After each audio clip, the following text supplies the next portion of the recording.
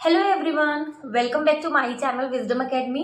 I am Komal Dikshit and I hope आप सब लोग बहुत अच्छे होंगे और अच्छे से अपने आने वाले एग्जाम्स की तैयारियों में लगे होंगे। इस वीडियो में हम लोग डिस्कस करने वाले हैं केवीएस पीआरटी का एग्जाम पैटर्न और सिलेबस। जैसा कि आप सभी को पता है, जो 2022 के एंड में केवीएस की वैकेंसी आई थी तो सारा एग्जाम पैटर्न, सिलेबस केवीएस ने सब कुछ चेंज कर दिया था।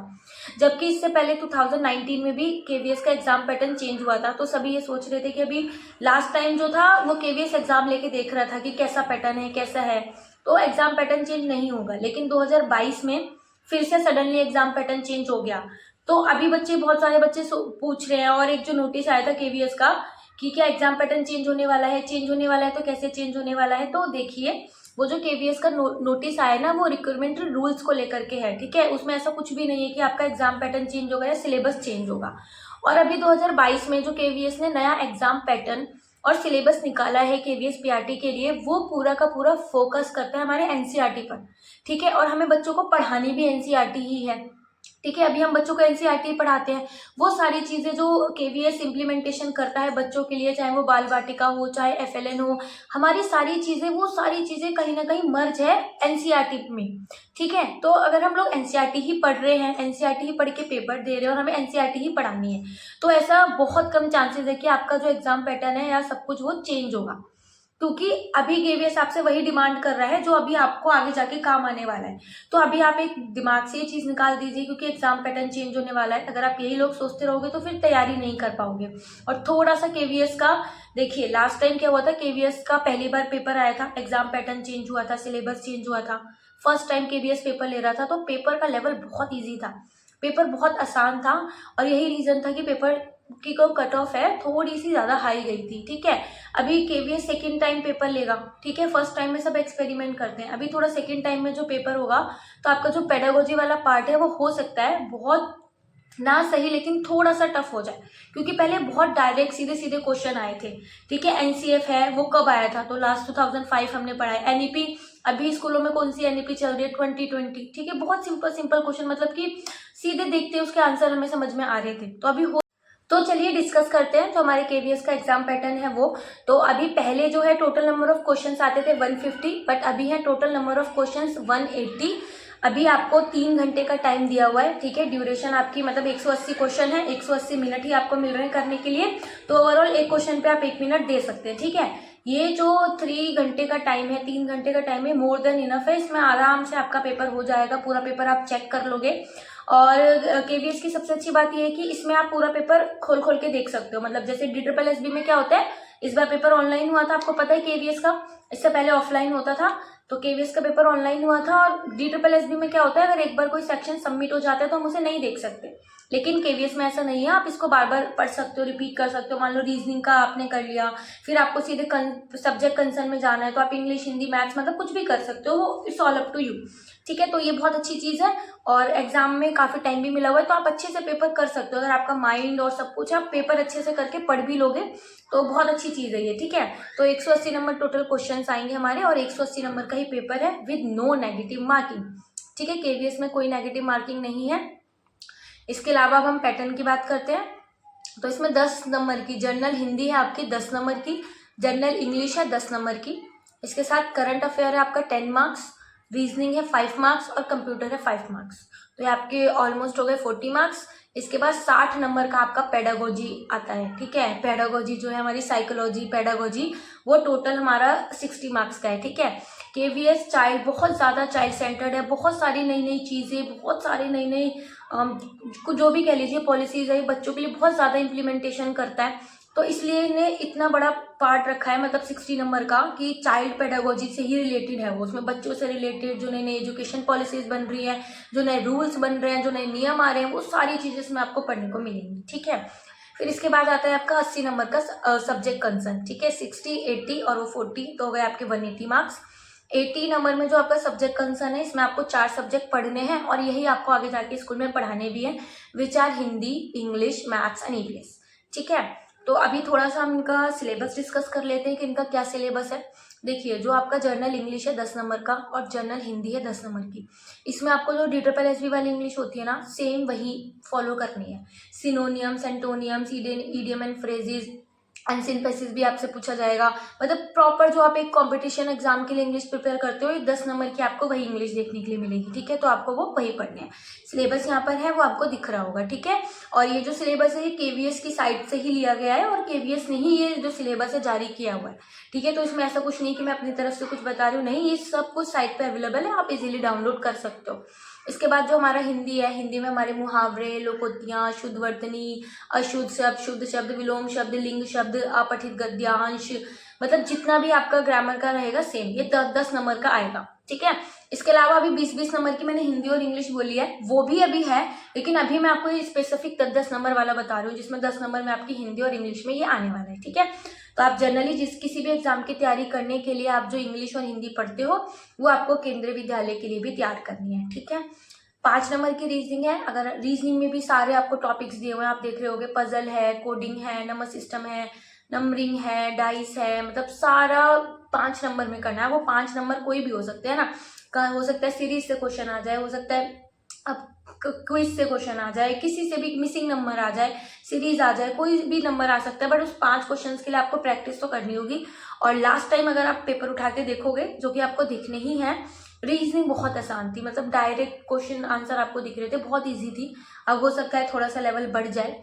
इसके बाद 5 नंबर की आती है कंप्यूटर। तो कंप्यूटर में जो इनके एब्रिविएशन होते हैं, जैसे ROM क्या होता है, REM क्या होता है, CD की फुल फॉर्म है ना, तो ये जो एब्रिविएशंस होती हैं वो, थोड़ी सी कंप्यूटर की हिस्ट्री, पहला कंप्यूटर, सुपर कंप्यूटर, ये वाली चीज़ें। फिर हमारी शॉर्टकट कीज हमेशा पूछी जाती है, एक ना एक शॉर्टकट, 5 नंबर में आपको एक शॉर्टकट कीज तो डेफिनेटली देखने के लिए मिलेगा। मेरे पेपर में आया था Ctrl+H, ठीक है, हिस्ट्री के लिए जो होता है, तो ठीक है, ऐसा क्वेश्चंस आपको देखने के लिए मिलेंगे।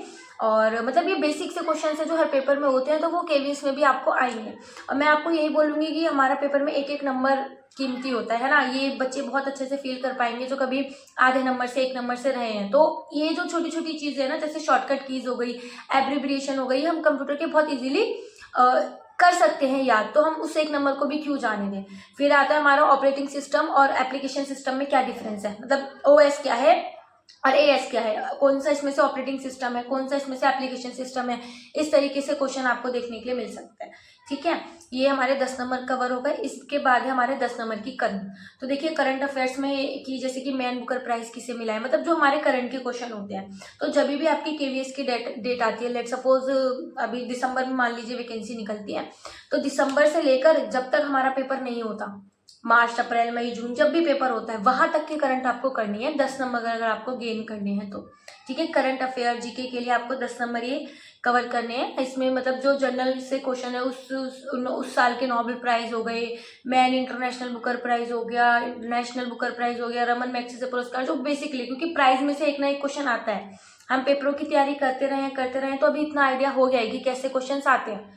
तो वही हम पहले भी करके गए थे और उसमें से कोई ना कोई क्वेश्चन फंसता जरूर है, कौन सी ट्रॉफी मिली जा रही है, ठीक है। और अभी जो हमारे ओलंपिक गेम्स हुए हैं, पेरिस ओलंपिक, ठीक है, तो वो हमें कुछ ऐसे हॉट टॉपिक है जो हमें करके जाने हैं। अभी तक जनगणना नहीं हुई है, जनगणना का रिजल्ट नहीं आया है, तो 2011 की जो जनगणना है वो हमें पूरा प्रॉपर करके जाना है, ठीक है।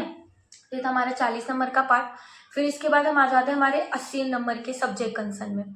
तो सबसे पहले हिंदी, ठीक है। अब इसमें हिंदी पे आपको 20 नंबर की हिंदी में क्या फोकस करना है, इसके लिए आपको पढ़नी है NCERT की बुक हिंदी की, पहली से लेकर 5वीं तक, ठीक है। 1st to लेकर 5th तक की आपको NCERT की बुक पढ़नी है, पूरी हिंदी की एक एक स्टोरी, एक एक कहानी पढ़नी है, ठीक है। और 3rd to 5th की पुरानी बुक्स चल रही है, जिन्हें नहीं पता मैं उनके लिए बता रही हूँ। 1st और 2nd की बुक्स जो है चेंज हो चुकी हैं, ठीक है। और 3rd क्लास की इस साल से बुक्स चेंज हुई थी, तो 1st, 2nd, 3rd की न्यू बुक्स आ चुकी हैं। तो 1st, 2nd, 3rd क्लास की आप नई वाली बुकें पढ़ोगे, और 4th और 5th की वही जो रिमझिम थी वही आपको पढ़ के जानी है।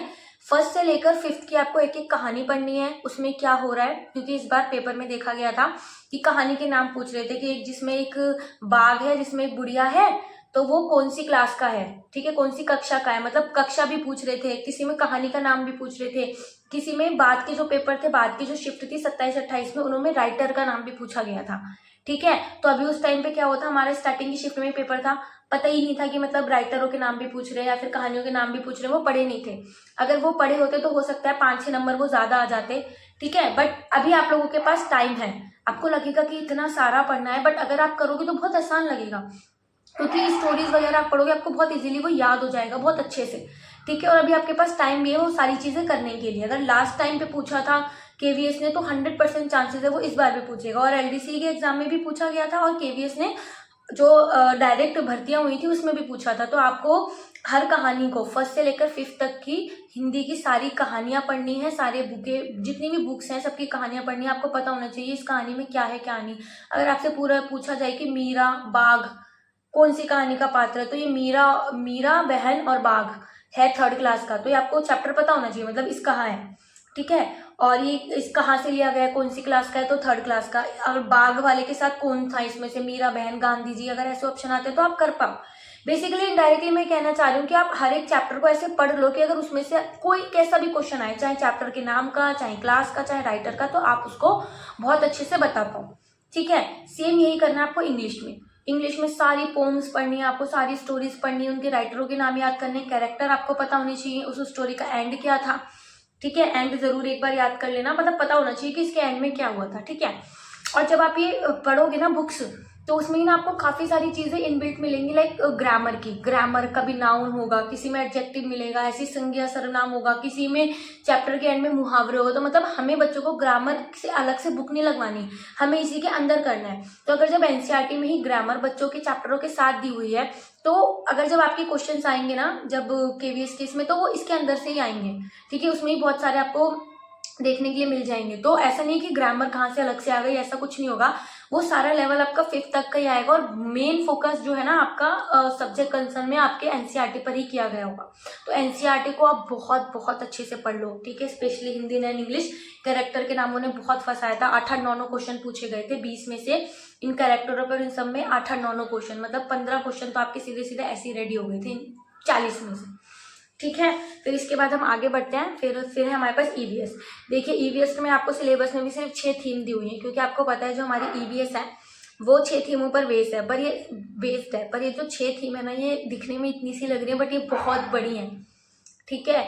तो इसमें पूरी एनसीईआरटी पढ़नी है आपको, अच्छे से पढ़नी है। जो जो चीज़ें आपको लगती है कि इंपॉर्टेंट है उसको अंडरलाइन करना है, उसके नोट्स भी बनाने और उसको बार बार पढ़ना है, ठीक है। ऐसा कभी एक केवीएस का पैटर्न नहीं हुआ था, लेकिन इस बार था। चैप्टर में से ही सारे क्वेश्चन थे, मतलब जो ईवीएस के क्वेश्चन है 20 में से 20 क्वेश्चन हमारे ईवीएस की बुक में से ही थे, लेकिन स्टिल नहीं समझ पा रहे थे हम लोग या टीचर्स की, मतलब कहाँ से क्वेश्चन पूछा है, कैसा क्वेश्चन पूछा है, ठीक है। जैसे कि मान लो ट्रैवल है, तो ट्रैवल में हम लोग एक बार कश्मीर भी जाते हैं, कश्मीर की यात्रा करते हैं। कभी हम लोग गुजरात से केरल में जा रहे हैं, तो गुजरात से केरल के बीच में पड़ने वाली स्टेट है ना, उसको असेंडिंग ऑर्डर में लगाओ। अगर एक भी स्टेट मिस हुआ, आपका सीरियल गलत हो गया, मतलब वो क्वेश्चन ही गलत हो गया। तो मतलब इतना ध्यान से ईवीएस को हमने पढ़ना पड़ेगा। अब जैसे कि एक है घड़सीसर लेक, तो घड़सीसर लेक किस राजा के नाम पे उसका नाम घड़सीसर पड़ा, बुक का ही है, लेकिन अब एकदम से ध्यान नहीं आएगा तो हम नहीं कर सकते, क्योंकि आपको सिर्फ रीडिंग नहीं करनी, ईवीएस को बहुत अच्छे से समझना है। क्योंकि एक बुक में ईवीएस के 26 27 चैप्टर है। ईवीएस फर्स्ट सेकंड की नहीं है, 3rd to 5th की बुक है, वो आपको पढ़नी है, ठीक है। और बहुत अच्छे से पढ़नी है, मतलब एक एक नोटिस चीजें करनी है, क्योंकि बहुत डीप में क्वेश्चन आए थे इस बार। जैसे कि एक एग्जाम्पल है कि जो लेह लद्दाख के जो लोग हैं वो अपने जानवरों को बांधते हैं, जहाँ पे उसको क्या बोला जाता है, उसको लेखा बोला जाता है। अब अगर पढ़ा होगा तो पता होगा, हो सकता है भूल भी जाए, पर पढ़ा होगा तो ही तो होगा, वरना किसे पता है कि उसको लेखा बोला जाता है ना।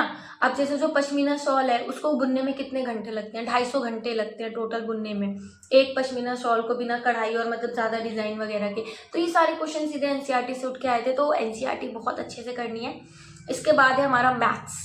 देखो मैथ्स देख के बहुत सारे बच्चे घबरा जाते हैं, लेकिन केवीएस में आपको मैथ्स देख के घबराने की जरूरत नहीं है, क्योंकि जो मैथ्स का लेवल है, मतलब जो यहाँ पे टॉपिक्स आपको दिख रहे हैं ना, उन्हीं में से क्वेश्चंस है, बस थोड़ा सा लेवल बढ़िया है। क्योंकि अब देखिए आप टीचर हो, आप पढ़ाने जा रहे हो, आप टीचर बनने वाले हो, तो ऑब्वियसली वो आपको 5th तक के क्वेश्चंस तो नहीं देंगे, है ना। तो क्वेश्चंस का जो पैटर्न है वो वही बच्चों वाला है जो 5th क्लास तक के बच्चों को हम पेपर में देते हैं, लेकिन उनका लेवल थोड़ा सा बढ़ गया है, मतलब थोड़ा सा हाई स्टैंडर्ड कर दिया है। अगर जैसे कि पॉइंट वाला क्वेश्चन है तो उसमें थोड़ा सा ज्यादा उसका लेवल डिफिकल्ट कर दिया है। अगर आपने 5th तक की भी मैथ्स अच्छे से एनसीईआरटी करी है ना, तो आप उन क्वेश्चन को डेफिनेटली कर पाओगे, ठीक है। अगर आप सोच रहे हो कि कैसे मैथ्स के क्वेश्चन आएंगे, कैसे टॉपिक्स आएंगे, तो आप एनसीईआरटी का एक बार, ऑब्वियसली एनसीईआरटी एक बार बहुत अच्छे से देख लो। तो एनसीईआरटी जो पैटर्न फॉलो कर रही है ना, वही आपको देखने को मिलेगा, लेकिन लेवल उसका हाई होगा। जैसे डेसिमल से हमको चेंज करना है उसको फ्रैक्शन में, तो लेवल थोड़ा सा बड़ा होगा। बच्चों को हम छोटा कर देंगे लेकिन यहाँ पे लेवल बड़ा हो जाएगा। जैसे अभी तो फ्रैक्शन जो है थर्ड क्लास में इंट्रोड्यूस हो गया, नई बुक आई है तो उसमें थर्ड क्लास में ही हमने फ्रैक्शन इंट्रोड्यूस कर दिया, जबकि पहले फिफ्थ या फोर्थ के एंड के चैप्टर में होता था। मनी है, हम फिफ्थ क्लास में बच्चों को सेंटीमीटर मीटर में चेंज करवा रहे हैं, मीटर से सेंटीमीटर, मीटर से किलोमीटर, लेकिन इसमें हो सकता है आपको डेसीमीटर में दे दे, आपको हेक्टोमीटर में दे दे। ये क्वेश्चन आया हुआ है, हेक्टोमीटर, डेसीमीटर, ये तो थोड़ा सा लेवल बढ़ जाएगा। ठीक है, तो मैथ्स के लिए आप इन्हीं को एनसीईआरटी को बहुत अच्छे से फोकस करिए। फिर इसके बाद हम चलते हैं जो हमारा 60 नंबर का सब पेडागोजी का क्या है, इसको थोड़ा अच्छे से समझ। क्वीएसपीआरटी का ही सबसे इम्पोर्टेंट पार्ट है हमारा perspective on education and leadership. ठीक है, ये जो हमारे 60 नंबर का टोटल है, इसमें हम आप बच्चे के बारे में भी पढ़ेंगे, बच्चे के बिहेव के बारे में भी पढ़ेंगे, उससे एजुकेशन से रिलेटेड पॉलिसीज़, मतलब एक चाइल्ड सेंटर एजुकेशन में जो चीज़ें हो सकती है ना, वो सारी चीज़ें केवीएसपीआरटी के सिलेबस में 60 नंबर के पेपर में आपको देखने के लिए मिलेगी। तो जैसे कि आपको पता है इसमें काफ़ी सारे पार्ट्स में इसको डिवाइड किया गया है, जिन टॉपिक्स के सब टॉपिक्स बने हैं। ठीक है, जिसमें फर्स्ट है पर्सपेक्टिव और एजुकेशन एंड लीडरशिप।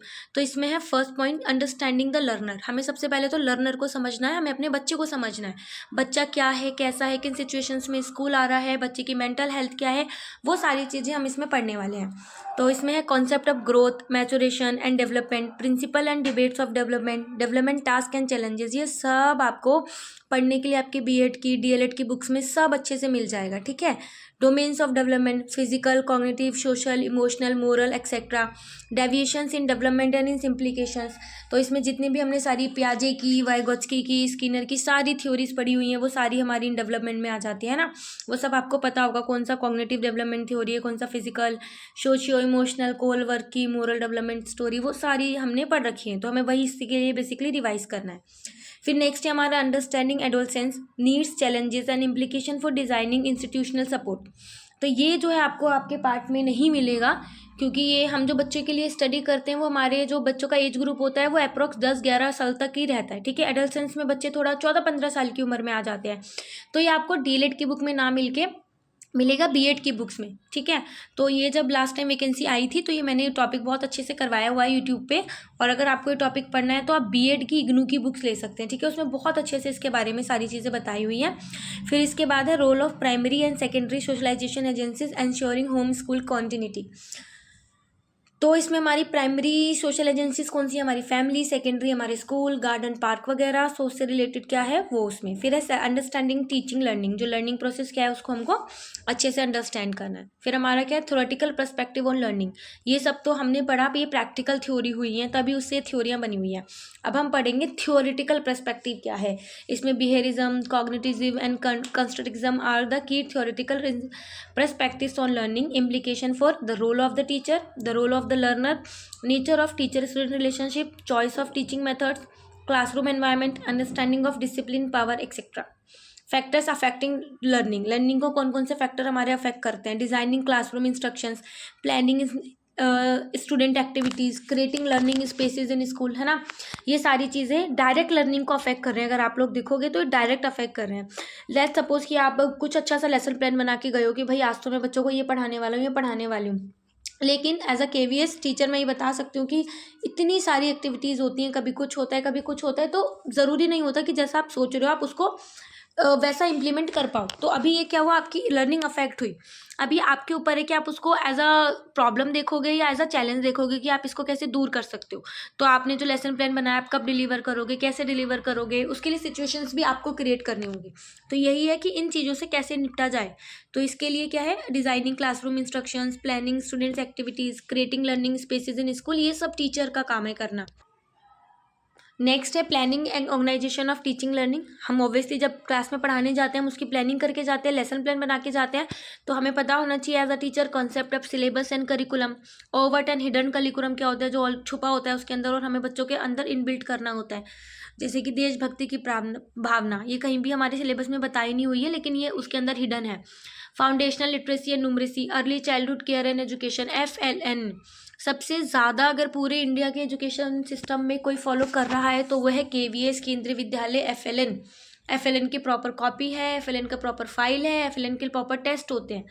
ठीक है, तो बहुत इंपॉर्टेंट है ये FLN। Early childhood care and education एक अलग है, ECCE competency based education, experiential learning etcetera, instructional plan, year plan, unit plan, lesson plan, ये सब केंद्रीय विद्यालय में है। Instruction material and resources, information and communication technology for teaching learning, assessment of learning for learning and as learning, assessment, अधिगम का आकलन, अधिगम के लिए आकलन, अधिगम के रूप में आकलन। ठीक है, ये सारी चीज़ें हमने हिंदी में पढ़ी हैं, वो हमें सबको और अच्छे से पढ़ना है। देखिए बेसिकली ना केवीएस कुछ भी उसके बाहर का नहीं पूछ रहा, सारी चीज़ें केवीएस आपसे वो चाह रहा है जो एक संगठन में रहते हुए केवीएस वो सारी चीज़ें कर रहा है और वो उन चीज़ों को यूज़ कर रहा है, मतलब ये चीज़ें ऑलरेडी केवीएस में हैं। तो बस वो यही चाह रहा है कि जो वुड बी टीचर है, जो आप टीचर बनने वाले हो, तो वो सारी चीज़ें इसके बारे में आपको पता हो, क्योंकि यही चीज़ें आपको आके यहाँ पे करनी है। तो आप वो वही चीज़ें उसके बारे में पूछ रहे हैं। नेक्स्ट है enhancing teaching learning process, classroom observation and feedback. हमारे एचएम करते हैं, प्रिंसिपल करते हैं क्लासरूम ऑब्जर्वेशन, फिर उसके हिसाब से फीडबैक मिलता है। तो ये क्या है, अभी आपको पढ़ के जाना है। अगर आपकी लाइफ में प्रैक्टिकल में हो रहा है तो आप इससे ज़्यादा रिलेट कर पाओगे, अदरवाइज अभी आपको उसको बुकिश नॉलेज तो लेके डेफिनेटली एग्जाम में जानी है। Reflection and dialogue as a means of constructive teaching. ठीक है, फिर नेक्स्ट है क्रिएटिव कंडक्टिव लर्निंग एनवायरनमेंट। तो concept of diversity, disability and inclusion, बहुत बड़ी बड़ी टर्म्स हैं ये। ठीक है, इनके अपने आप में बहुत बड़े बड़े मीनिंग है कि डाइवर्सिटी, डिसेबिलिटी एंड इंक्लूजन। ठीक है, देखिए हमें ये पता है कि every classroom of KVS is a mini India. Her mini India आपको देखने को मिलेगा, कोई केरल का है, कोई जम्मू का है, कोई दिल्ली का है, कोई मुंबई का है, हर क्लासरूम में ऐसा ही है। ठीक है, तो उसमें आपको डाइवर्सिटी, कैसे आपको डाइवर्सिटी का इंक्लूजन करोगे, डिसेबिलिटी वालों का कैसे इंक्लूजन करोगे, तो बहुत है। सो इसमें है implications of disability as a social construct, हमें इसको देखना है। Type of disabilities, identification and intervention. जैसे जब आप केवी टीचर बनोगे तो जब आपको क्लासरूम मिलेगी तो आपको पहले ही आइडेंटिफाई करना है कि आपकी क्लास में कौन कौन से बच्चे डिसेबल हैं। डिसेबल है तो कौन से डिसेबल है, फिजिकली चैलेंज्ड है, मेंटली रिटायर्ड है, इम्पेयरिंग अपेयरमेंट है, मतलब जो भी सारी चीज़ें हैं वो हमें करना है। फिर नेक्स्ट है concept of school mental health, addressing the curative, preventive and promotive dimensions of mental health for all students and staff. ठीक है, provisioning for guidance and counselling, ये सब स्कूल का काम है प्रोवाइड कराना। तो आप इसको बहुत अच्छे से पढ़ के जाना कि कैसे क्या होता है। नेक्स्ट है developing school and community as a learning resource. जो हमारा कम्युनिटी है, डेवलप, जो हमारी आसपास की कम्युनिटी है, हम इसको कैसे लर्निंग रिसोर्स करेंगे। जैसे अभी हम क्या करते हैं, बच्चों को फील्ड ट्रिप कराने ले जाते हैं। फील्ड ट्रिप क्या, स्कूल से ही हम किसी आइसक्रीम वाले की दुकान पे ले गए बच्चों को, बच्चे आइसक्रीम खरीद रहे हैं और आसपास की सारी चीज़ें देख रहे हैं। हम वहाँ से बच्चों को गार्डन में ले गए स्कूल से ही, और हम बच्चों को अलग अलग तरीके की रिसोर्सेज दिखा रहे हैं कि क्या है, कैसे सारी चीज़ें मैनेज होती हैं। ठीक है, तो यही है हमारा कि हमारी जो कम्युनिटी है हम उसको एज अ लर्निंग रिसोर्स कैसे यूज़ करेंगे। तो उसमें है school organization and leadership, leader as a reflective practitioner, team builder, initiator, coach and mentor. मतलब एक लीडर में क्या क्या होना चाहिए, कि वो एक टीम बिल्डर होना चाहिए, इनिशिएटर होना चाहिए, कोच, मेंटोर होना चाहिए। Perspective on school leadership, instructional हो, डिस्ट्रीब्यूटेड हो या ट्रांसफॉर्मेटिव हो, कैसी हो school leadership. Vision building, goal setting and creating a school development plan, using social processes and forms for standing teaching and learning, annual calendar, timetabling, parent teacher forms, school assembly, teacher development forum, using achievement data for improving teaching learning, school self assessment and improvement. देखिए ये सारे काम KVS के अंदर होते हैं कि एक टीचर से एक्सपेक्ट किया जाता है उसको एनुअल कैलेंडर बनाना आता हो, टाइम टेबल का वो इंचार्ज बन सके, पेरेंट टीचर मीटिंग फॉर्म कैसे होगी, स्कूल असेंबली कैसे कराते हैं, क्योंकि केवीएस की जो स्कूल असेंबली होती है वो देखिए बहुत आम नहीं होती। जैसे स्कूल में वंदे मातरम, जनगण मन और प्रार्थना नहीं, बहुत कुछ होता है, बहुत कुछ होता है असेंबली में। तो असेंबली कंडक्ट करानी आनी बहुत ज़्यादा ज़रूरी है। मतलब बेसिकली देखिए केवीएस आपसे वही मांग रहा है जो वो कराता वो आ रहा है। तो आप अगर इसको एज अ केवीएस से रिलेट करके पढ़ेंगे तो ना आप इसको बहुत अच्छे से कर पाएंगे। देखिए जब मैं तैयारी करी थी मैंने सब पढ़ा, तब बस मैं पढ़ाई के पर्पज़ से कर रही थी, लेकिन अभी मैं इसको ना बहुत अच्छे से रिलेट कर पा रही हूँ कि एक टीचर से केवीएस क्या चाहता है। ठीक है, वो सारी चीज़ें जो केवीएस कर ही रहा है बस उसने आपको सिलेबस में उसको बना के दे दिया है। फिर नेक्स्ट है हमारा perspectives in education, most important NEP 2020। तो इसमें जो हमारा early childhood care and education है, जिसके तहत हमारी बाल वाटिका खुलनी शुरू हो चुकी हैं और कई स्कूलों में खुल भी चुकी हैं। The foundation of learning, foundational literacy and numeracy which is FLN, curriculum and pedagogy in school, holistic and integrated learning, equitable and inclusive education, learning for all, competency based learning and education. guiding principle for child rights, protecting and provisions for rights of children to safe and secure school environment, right of children to free and compulsory education act 2009 जिसे हम follow करते ही आ रहे हैं. Historically studying the national policies in education with reference to the school education. जो हमारी national policies रही हैं पहले 1986 वाली, 1968 वाली, तो उन्होंने क्या चेंजेस करे हैं स्कूल एजुकेशन में. ठीक है, वो हमें हिस्टोरिकल उसकी स्टडी करनी है. School curriculum principles, perspective, learning and knowledge, curricular areas, school stages, pedagogy and assessment. ठीक है, तो ये ओवरऑल है हमारा KVS का सिलेबस 60 मार्क्स का, which is more important and most important. तो ये हमारा सिलेबस है. ठीक है, अभी पूरा जो KVS का एग्ज़ाम पैटर्न है वो आपके साथ डिस्कस हो चुका है. अभी इसके अलावा अगर आपको कोई डाउट रहता है तो वो आप कमेंट करके पूछ सकते हैं.